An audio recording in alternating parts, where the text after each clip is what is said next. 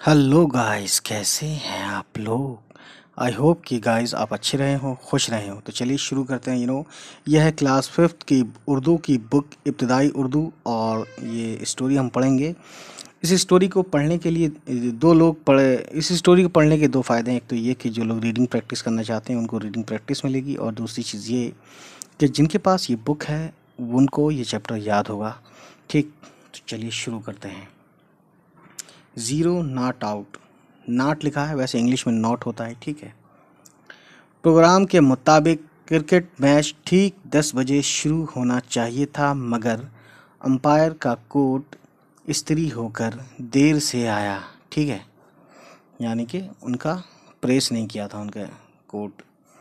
इसीलिए तयशुदा प्रोग्राम के मुताबिक खेल शुरू करने की बजाय 11:30 बजे तक खिलाड़ी मूंगफलियां खाते रहे।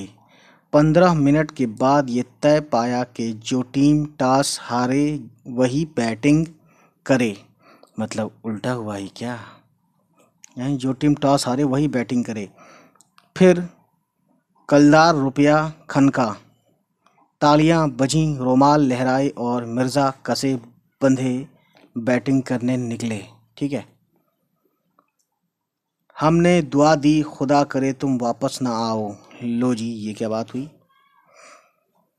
मुसीबत असल में ये थी कि मुखालिफ टीम का लंबा तड़ंगा बॉलर, खुदा झूठ ना बुलवाए, पूरे एक फरलांग है ना से टहलता हुआ आता, यकबारगी झटके के साथ रुक कर खनकारता, फिर नहायत तेज़ी से गेंद फेंकता। इसके अलावा हालांकि वो सिर्फ दाएं आंख से देख सकता था, गेंद बाएं हाथ से फेंकता था। मिर्ज़ा का ख्याल था कि उस गाइस देख सकते हैं ये टॉस वाला मामला हो रहा है। ठीक है, अगले पेज पे देखते हैं। बहुत इंटरेस्टिंग कहानी मुझे लगती है, होप कि आपको भी लगे। ठीक है, था कि उस बेईमान ने ये चकरा देने वाली सूरत इंतज़ामन बना रखी थी, यानी कि जानबूझकर बना रखी थी। लेकिन एक मिर्ज़ा ही नहीं, कोई भी ये अंदाज़ा नहीं कर सकता था कि वो गेंद कैसे और कहाँ फेंकेगा। बल्कि उसकी सूरत देखकर कभी कभी तो ये शुबह होता कि अल्लाह जाने फेंकेगा भी या नहीं। ठीक है। मिर्ज़ा के खेलने का अंदाज़ा ये था कि वो बैट यानी जो जिससे बल्ला होता है, बैट को पूरी ताकत के साथ गोफन की तरह घुमाए जा रहे थे।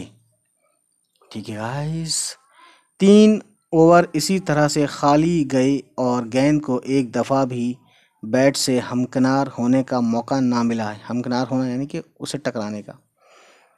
मिर्ज़ा के मुस्कुराने का अंदाज साफ बता रहा था कि रन ना बनने की बड़ी वजह बॉलर की नालायकी से ज़्यादा मिर्ज़ा के पैंतरे थे।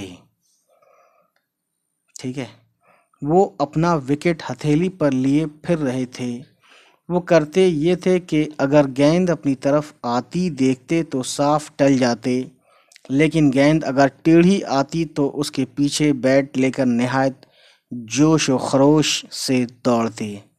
कप्तान ने भतेरा इशारों से मना किया, मगर वो 2 दफ़ा गेंद को बाउंड्री लाइन तक छोड़ने गए, यानी गेंद के पीछे पीछे गए। बताइए क्या बेवकूफ़ी है।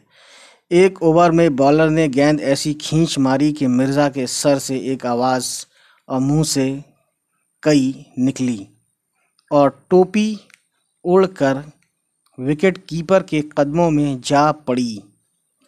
जब अंपायर ने मिर्ज़ा को टोपी पहनाने की कोशिश की तो वो 1 इंच तंग हो चुकी थी, यानी टोपी छोटी पड़ गई। इसके बावजूद मिर्ज़ा खूब जमकर खेले, और ऐसा जमकर खेले कि उनकी टीम के पांव उखड़ गए। इसकी तफसील ये है, तफसील मतलब यानी कि पूरी बात ये है। देखिए आगे पेज पलटते हैं कि जैसे ही उनका साथी गेंद पर हिट लगाता, वैसे ही मिर्ज़ा उसे रन बनाने की पुरजोर दावत देते, और जब वो 3/4 पिच तय कर लेता तो उसे डांट डपट कर बल्कि ढकेल कर अपने विकेट की जानिब वापस भेज देते। मगर अक्सर यही हुआ कि गेंद उस गरीब से पहले वहां पहुंच गई और वो मुफ्त में रन आउट हो गया। जब मिर्ज़ा ने यके बाद देगर यानी एक के बाद दूसरे अपनी टीम के 5 खिलाड़ियों और कप्तान का इसी तरह जुलूस निकाल दिया तो कप्तान ने सख्ती से तंबीह कर दी कि खबरदार अब मिर्ज़ा के अलावा कोई रन न बनाए। लेकिन मिर्ज़ा ने आखिरी विकेट तक एक भी रन बनाकर नहीं दिया। इसके बावजूद उनका स्कोर अपनी टीम में सबसे अच्छा रहा, इसलिए कि रन तो किसी और ने भी नहीं बनाए मगर वो सब आउट हो गए। इसके बरअक्स यानी इसके उल्टे मिर्ज़ा खुद को बड़े फ़ख्र के साथ 0 नॉट आउट बताते थे। यानी वो आखिर तक लड़े, नॉट आउट, और ये बड़ी बात है, यानी कि आउट ही नहीं हुए, है ना, और बाकी सब आउट हो गए। हालांकि रन किसी ने नहीं बनाए, 0 बनाए। तो गाइस ये कहानी थी और नेक्स्ट टाइम इसका हम आंसर सॉल्यूशन पूरा हम लिखेंगे और आपको समझाने की पूरी कोशिश करेंगे। तो अगर आप उर्दू पढ़ना या लिखना या सीखना चाहते हैं, जो भी मतलब चाहते हैं उर्दू से रिलेटेड, तो हमारे चैनल उर्दू विज़िया को सब्सक्राइब करें। अल्लाह हाफिज़।